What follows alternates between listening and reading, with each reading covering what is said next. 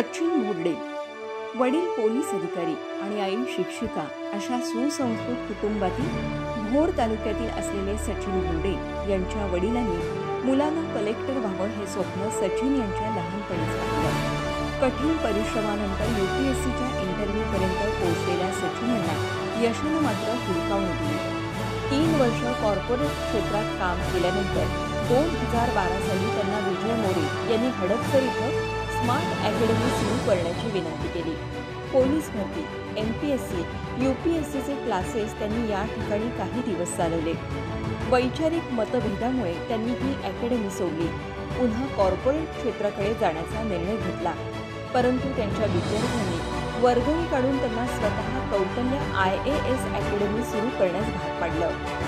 कुठल्याही प्रकारची जाहिरात नाही, फक्त रेफरन्सवर हडपसर भागात ही अकॅडमी नावारूपाला आली आहे। उच्च शिक्षित, दर्जेदार आणि ज्यांनी UPSCचा इंटरव्ह्यू दिला आहे असे लेक्चरर्स इथं असतात।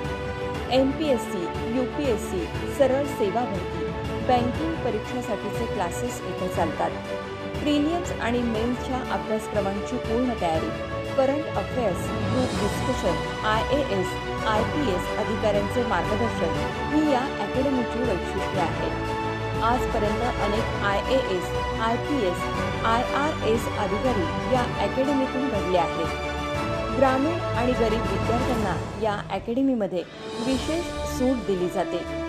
राज्य सरकारच्या मालकीच्या लघु पाटबंधारे विभागाच्या मदतीनं अंदाजे ₹376.10 लाख खर्च करून धरण, केंद्र सरकारच्या कॅपॅट योजनेअंतर्गत ₹55 लाख वरवे गावातील शेतकऱ्यांना वॉटरशेड, ग्रामपंचायतीच्या मदतीनं रस्ते विकास, ड्रेनेज पाईपलाईन, सार्वजनिक शौचालयांची बांधकामं, चाणक्य मंडळ पुणे यांच्या नेतृत्वाखाली तामिळनाडूच्या नागापट्टिनम जिल्ह्यातील सुनामीमुळे प्रभावित झालेल्या दुःखी लोकांना मदत अशा अनेक सामाजिक कामांमध्ये देखील सचिन भोरडे यांचा मोलाचा सहभाग आहे।